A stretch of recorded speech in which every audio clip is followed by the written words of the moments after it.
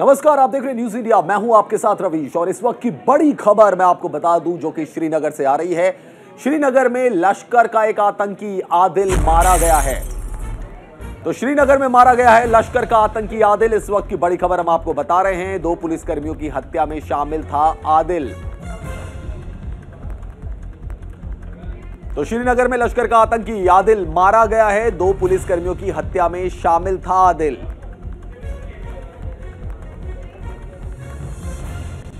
तो इस वक्त की बड़ी खबर आपको बता रहे हैं जो कि श्रीनगर से आ रही है।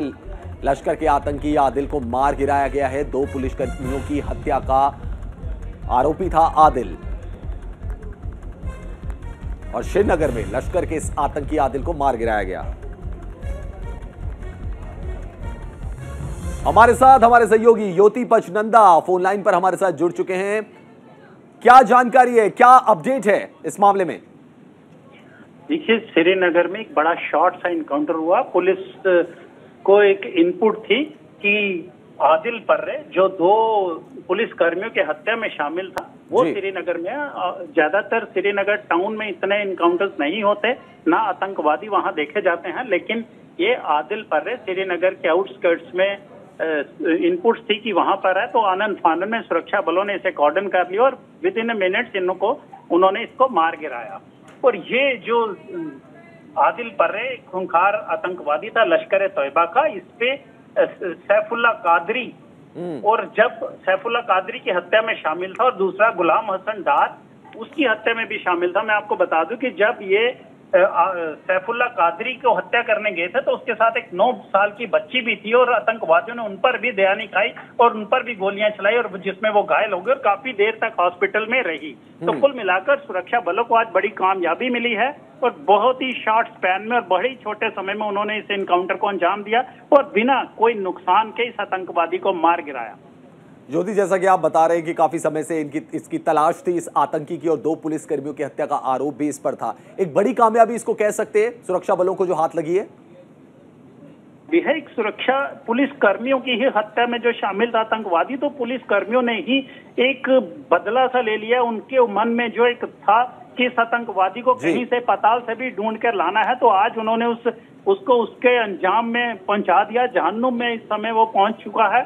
और ऐसा यही नहीं है, आज सुबह भी आपने देखा होगा कि सुरक्षा बलों ने 3 आतंकवादियों को मार गिराया। उससे पहले भी कितने आतंकवादी थे जिनको उन्होंने लगातार जिंदा गिरफ्तार किया और उन्हीं की इनपुट से शायद लीड मिलती है और सुरक्षा बलों का नेटवर्क जो है वो डेवलप होता जा रहा है। और डीजीपी दिलबाग सिंह ने स्वयं सबको निर्देश दे रखे हैं कि इस साल के अंत तक 300 आतंकवादी मारने हैं। तो अभी तक 100 का आंकड़ा भी पार नहीं हुआ और कितनी खुली छूट दे दी है कि आतंकवादियों को पाताल से भी ढूंढ के लाओ जो देश के बिल्कुल ज्योति, बिल्कुल बहुत बड़ी कामयाबी सुरक्षा बलों के हाथों लगी है। लश्कर के आतंकी आदिल को मार गिराया गया है। ज्योति, हमारे संवाददाता, बहुत बहुत शुक्रिया आपका तमाम जानकारी देने के लिए। बढ़ते अगली खबर की तरफ। बीजेपी ने राष्ट्रपति चुनाव के लिए रणनीति बनानी शुरू कर दी है। पार्टी ने राष्ट्रीय अध्यक्ष जेपी नड्डा और रक्षा मंत्री राजनाथ सिंह को एनडीए और यूपीए के सभी दलों से विचार विमर्श करने के लिए अधिकृत किया है। बीजेपी के राष्ट्रीय महासचिव वरुण सिंह की ओर से जारी प्रेस रिलीज में कहा गया है कि भारतीय जनता पार्टी ने आगामी राष्ट्रपति चुनाव को ध्यान में रखते हुए पार्टी के राष्ट्रीय अध्यक्ष जगत प्रकाश नड्डा और केंद्रीय रक्षा मंत्री राजनाथ सिंह को विचार विमर्श के लिए अधिकृत किया है। वो राष्ट्रीय एनडीए और यूपीए के सभी घटक दलों के साथ ही अन्य राजनीतिक दलों, निर्दलीयों के साथ भी विचार विमर्श करेंगे। राष्ट्रीय अध्यक्ष जेपी नड्डा और रक्षा मंत्री राजनाथ सिंह जल्द ही विचार विमर्श की प्रक्रिया को शुरू करने वाले हैं।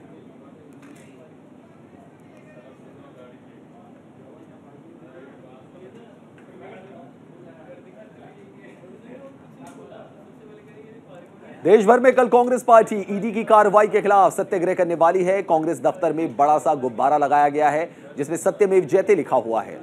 कांग्रेस दफ्तर में छत्तीसगढ़, राजस्थान के मुख्यमंत्री, कांग्रेस सांसद और सीडब्ल्यूसी सदस्य मौजूद रहेंगे।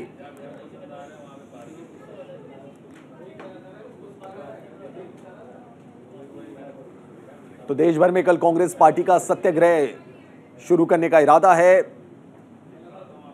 ईडी के सामने कल राहुल गांधी की पेशी है और उसको लेकर कांग्रेस ने यह रुख अपनाया है। और जैसा कि हमने आपको बताया कि गुब्बारा भी कांग्रेस दफ्तर पर लगाया जाएगा। सीडब्ल्यूसी के मेंबर, कांग्रेस शासित राज्यों के मुख्यमंत्री सभी वहां पर मौजूद रहेंगे, ऐसी खबरें आ रही हैं। ईडी के सामने कल राहुल गांधी की पेशी है और इसको देखते हुए देश भर में कांग्रेस पार्टी कल सत्याग्रह करने जा रही है। कांग्रेस के दफ्तर पर भी एक गुब्बारा लगाया गया है। साथ ही साथ कांग्रेस के तमाम कार्यकर्ता, सीडब्ल्यूसी के मेंबर यानी कि कांग्रेस वर्किंग कमेटी के मेंबर, कांग्रेस शासित राज्यों के मुख्यमंत्री, सबके वहां पे जुटने की संभावना है।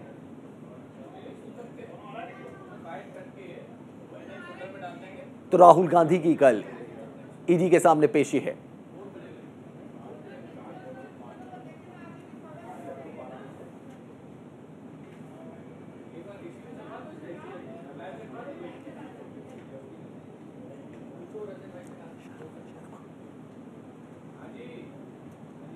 और रवि हमारे संवाददाता इस वक्त फोन लाइन पर हमारे साथ जुड़ चुके हैं।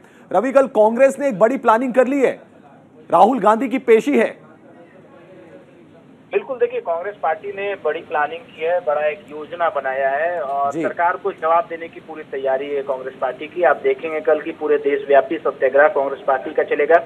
दिल्ली में इसका कहीं ना कहीं एपिक सेंटर होगा। दिल्ली में तमाम नेताओं को बुलाया गया है, चाहे वो लोकसभा के सांसद हो, राज्यसभा के सांसद हो, दोनों मुख्यमंत्री, छत्तीसगढ़ और राजस्थान के मुख्यमंत्री को दिल्ली बुलाया गया है। और कल आप देखेंगे तमाम बड़े नेता जो है 24 अकबर रोड कांग्रेस कार्यालय में सत्याग्रह में बैठेंगे। कुछ नेता राहुल गांधी के साथ मार्च करते हुए ईडी दफ्तर पर जाएंगे। तमाम नेताओं की जिम्मेदारी दी गई है, जगह जगह पे पॉइंट बनाया गया है कि किस चौराहे पे कौन नेता खड़ा होगा, कितने समर्थकों के साथ खड़ा होगा। तो एक बड़ा हुजूम कल आप दिल्ली में देखेंगे और एक शक्ति प्रदर्शन कहा जा सकता है कि कांग्रेस पार्टी कल करने वाली है राहुल गांधी को लेकर। जिस तरीके से राहुल गांधी को कल ईडी के समक्ष पेश होना है, तो एक बड़ा शक्ति प्रदर्शन, एक बड़ा संदेश कांग्रेस पार्टी देना चाहती है कि राहुल गांधी के साथ पूरा कांग्रेस पार्टी खड़ा है, उनके तमाम समर्थक जो है राहुल गांधी के साथ में। अब देखना होगा कि ईडी की तरफ से क्या कुछ कार्रवाई होती है, कितने सवाल जवाब होते हैं, क्या राहुल गांधी को कल हिरासत में लिया जाता है। कई इस तरह के सवाल अभी जो हैं खड़े हो रहे हैं, पर इसका जवाब कल ही मिलेगा। कितने सवालों का जवाब राहुल गांधी को कल देना पड़ेगा और कितना बड़ा एक हुजूम जो है राहुल गांधी के साथ ईडी दफ्तर तक जाएगा। इसी तरह का आंदोलन पूरे देश भर में बनाने का एक रोड मैप कांग्रेस पार्टी ने तैयार किया है। बहुत बहुत शुक्रिया रवि आपका तमाम जानकारी देने के लिए। बिहार में एक तरफ कांग्रेस जनाधार तलाश रही है, वहीं दूसरी तरफ राहुल गांधी और सोनिया गांधी पर ईडी का शिकंजा कसता जा रहा है। बिहार में अगर कांग्रेस के जनाधार की बात करें तो राष्ट्रीय जनता दल ने कांग्रेस से नाता तोड़ लिया है। इन सब मुद्दों को लेकर न्यूज इंडिया से हमारे सहयोगी संजीव राय ने कांग्रेस के कार्यकारी प्रदेश अध्यक्ष मदन मोहन झा से खास बातचीत की। कांग्रेस के वरिष्ठ नेता मदन मोहन झा हमारे साथ मौजूद हैं और लगातार बिहार की राजनीति को वो समझते हैं, देख रहे हैं। मदन मोहन झा जी से हम कुछ बातचीत करते हैं। सर, जिस तरह से आज बीजेपी पर कई सारे सवाल खड़े हुए, मनी लॉन्ड्रिंग एक्ट के तहत जो सब बातें आज हुई, उस पर क्या कहेंगे? देखिए, देश में जो हालात हैं वो तो विरोधी दल के लोगों को या विरोध करने वाले लोग को, चाहे किसी भी परिस्थिति में हो, जिस भी हैसियत में हो, तबाह और तंग किया जा रहा है। अब उनका अंतिम शिकार हुए हैं राहुल गांधी जी। तो जब उन्होंने देखा कि देश में उनकी एक्सेप्टेंस बढ़ रही है और हम लोग ने उदयपुर में या अन्य सभी स्टेट में चिंतन शिविर किया, लोगों का झुकाव आया, उनको भीतर से घबराहट हुई। अब 10-15 साल पहले जो चीज़ को समाप्त कर दिया जा चुका है, 10 साल में इनको खोलने का ज़रूरत नहीं पड़ा। लेकिन आज जब उनको गद्दी पर खतरा मंडरा रहा है या सोचते हैं, जब देश में राहुल गांधी जी एक ऐसे नेता हैं जो मुझे पूरे देश के लेवल पर चुनौती दे सकते हैं, तो उनको तंग किया जा रहा है। ये थे हमारे साथ मदन मोहन झा, कांग्रेस के वरिष्ठ नेता, अध्यक्ष रह चुके हैं और लगातार कांग्रेस को अभी फिलहाल देख रहे हैं। लेकिन सवाल ये उठता है कि जिस तरह से खुद कांग्रेस ने कहा कि बीजेपी जो है तमाम एजेंसियों को अपना ढाल बना रही है और कहीं न कहीं राहुल गांधी को जिस तरह से घेरा जा रहा है वो गलत है, वहीं मदन मोहन झा ने बिहार के विषय पर भी कहा कि जो भी चीज़ें हो रही है वो कांग्रेस उसको देख रही है और आगे आने वाले समय में जब चुनाव आएगा तो कांग्रेस ये तय करेगी कि कांग्रेस को क्या करना है। सहयोगी ऋतिक के साथ संजीव राय, न्यूज़ इंडिया, पटना। हरियाणा के उप मुख्यमंत्री दुष्यंत चौटाला गुरुग्राम पहुंचे। दुष्यंत चौटाला ने गुरुग्राम के सेक्टर 61 में गुर्जर भवन का उद्घाटन किया। इस दौरान गुर्जर समन्वय समिति ने उप मुख्यमंत्री को 211 मीटर की पगड़ी भेंट कर रिकॉर्ड बनाया। दरअसल इससे पहले कभी भी किसी नेता को 211 मीटर की पगड़ी भेंट नहीं की गई है। वहीं दुष्यंत चौटाला ने कहा कि गुर्जर समाज की मांग है कि यहां एक लाइब्रेरी बनाई जाए, जिस पर जल्द ही लाइब्रेरी बनाने का काम किया जाएगा।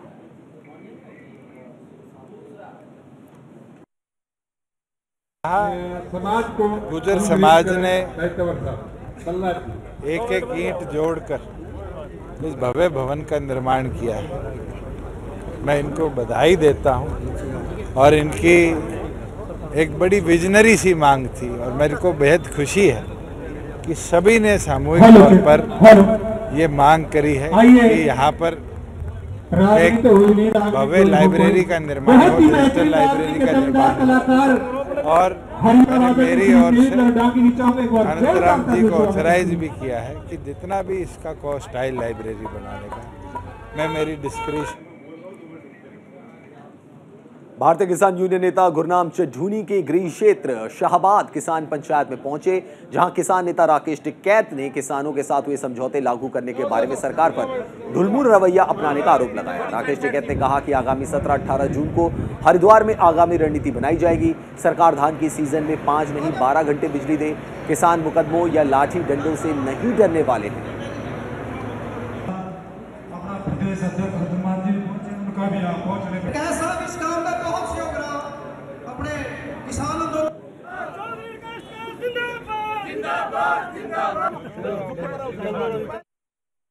देखो, किसानों की कुछ दिक्कतें हैं, कुछ समझौते दिल्ली सरकार से हुए, कुछ समझौते हरियाणा सरकार से हुए, उन समझौते से पीछे हट रही। खास करके मुकदमे वे मामले हैं, कुछ मुआवजे के भी मामले रह रहे हैं। और प्रतिनिधिमंडल जब मुख्यमंत्री से मिलने गया तो ये बात हुई कि ये सारे मुकदमे वापस ले। किसानों की तरफ से भी कुछ मुकदमे थे, वे वापस ले दी। कोई पुलिस से हमारा वो नहीं है, हम एक दूसरे के खिलाफ सरकार को मुकदमे वापस ले लेना चाहिए। उन किसानों को तंग न करो, ये समझौते के आधार पर सारी बिजली 5 घंटे से खेती नहीं होती। बिजली जैसे 10-12 घंटे पहले आती थी, उसी हिसाब से बिजली नहरों में पानी छोड़ा जाए। अभी जीरी का टाइम आ गया है, 4-5 दिन में बहुत पानी की जरूरत। बात जम्मू की करते हैं। जम्मू के शेख नगर का नाम बदलकर जैसे ही शिवनगर हुआ, वैसे ही जम्मू बहु फोर्ट वार्ड नंबर 47 में ब्लैक टॉपिंग का काम भी, जो काफी समय से रुका हुआ था, वो शुरू हो गया। नंबर 47 नगर सेवक शारदा कुमारी ने यह भी बताया कि जो नया शेख नगर का नाम बदलकर शिवनगर रखने का प्रपोजल था, वो जेएमसी की हाउस मीटिंग में वो रेजोल्यूशन पास हो गया है और अब हम सब शेख नगर को शिवनगर के नाम से जानेंगे।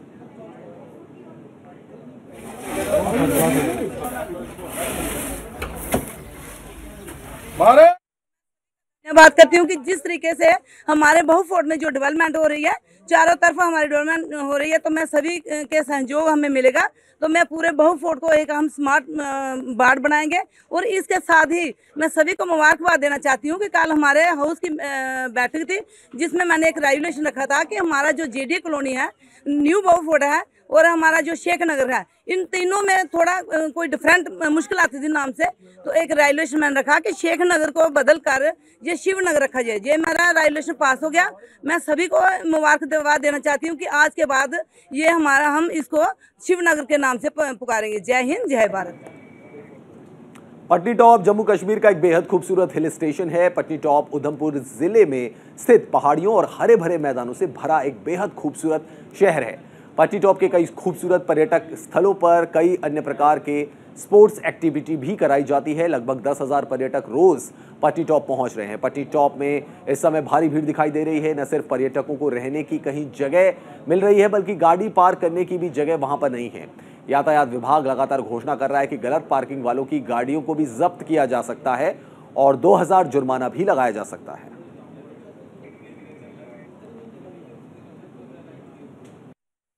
जहां एक तरफ वीकेंड पर पटनी टॉप में काफ़ी रश देखने को मिला, वहीं इस तरह के युवा कश्मीरी ड्रेस पहनकर यहां पर अपने आप को कश्मीरी कल्चर के साथ जोड़ते नजर आए। हम आपको दिखाते चलें कि यहां पर जो छोटे बच्चे हैं वो भी ट्रैम्पोलिन में काफ़ी ज़्यादा एंजॉय कर रहे हैं। वहीं काफ़ी ज़्यादा रश पटनी टॉप में है और पटनी टॉप में न केवल जम्मू से काफ़ी लोग आए हैं, बल्कि यहाँ पर पूरे उत्तर भारत से लोग पहुँचे हुए हैं।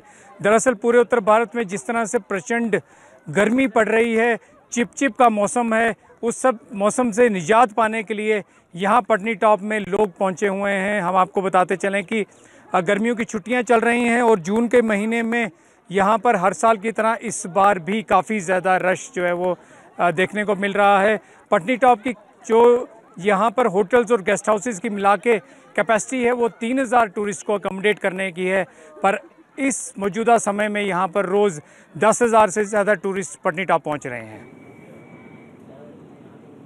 यूपी के वित्त और राजस्व मंत्री सुरेश खन्ना गौतम बुद्ध नगर पहुंचे, जहां उन्होंने कई जगहों पर औचक निरीक्षण किया।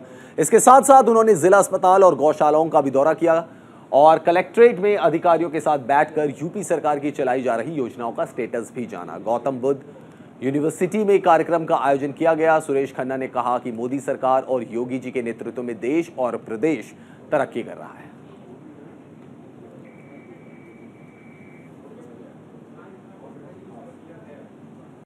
मोदी जी ने हिंदुस्तान की तस्वीर और तकदीर दोनों बदली है।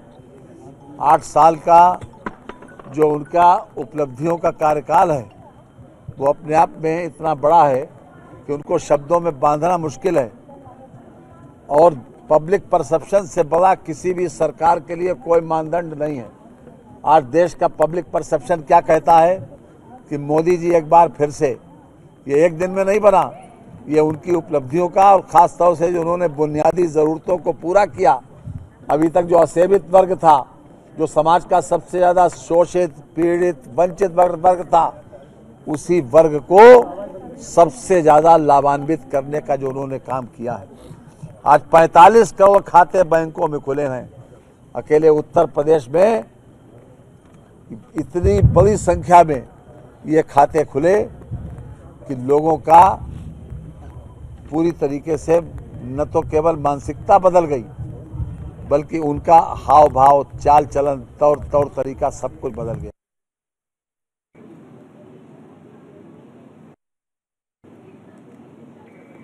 बात झारखंड की करते हैं। झारखंड के गुमला जिले की घाघरा के बुरू गांव की सुप्रीति कच्छप ने खेलो इंडिया यूथ गेम में गोल्ड मेडल जीतने के साथ साथ एथलेटिक्स में राष्ट्रीय रिकॉर्ड में अपना नाम दर्ज किया है, जिसकी चारों ओर चर्चा हो रही है। सुप्रीति कच्छप खेलो इंडिया खेलो यूथ गेम्स में गोल्ड मेडल जीतकर अपने गांव पहुंची, जहां पर गांव के सभी लोगों ने सुप्रीति को फूल माला पहनाकर और ढोल नगाड़ों के साथ उनका स्वागत किया। सुप्रीति के घर में बधाई देने वाले लोगों का तांता लगा हुआ है। वहीं गांव के लोग गर्व महसूस कर रहे हैं कि एक छोटे से गांव की बच्ची ने पूरे झारखंड का मान बढ़ाया है। वहीं सुप्रीति ने बताया कि अंडर 20 वर्ल्ड कप चैंपियनशिप के लिए वो चयनित हो गई हैं। ये प्रतियोगिता 2 से 7 अगस्त तक कोलंबिया में खेली जाएगी, जिसके लिए उनका चयन हो गया है।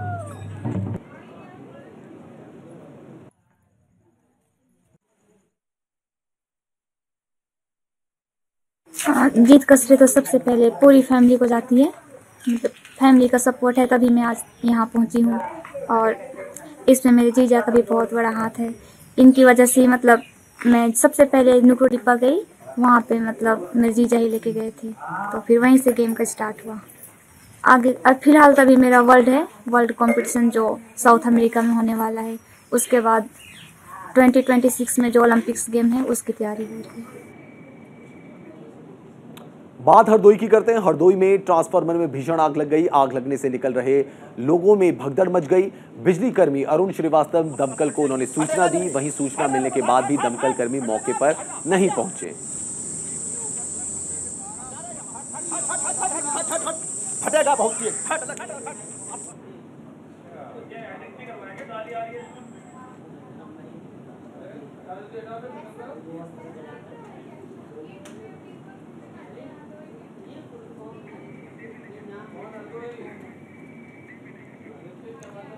जिला किन्नौर के जंगी गांव में के घने दुर्लभ चिलगोजे के जंगलों में 2 दिनों से भयंकर आग लगी है। जंगल में आग लगने से करोड़ों की वन संपदा जलकर राख हो गई है। सभी ग्रामीण जंगलों में लगी आग को बुझाने के प्रयास में लगे हुए हैं, लेकिन आग इतना भयानक रूप धारण कर चुकी है कि उस पर काबू पाना बेहद मुश्किल है।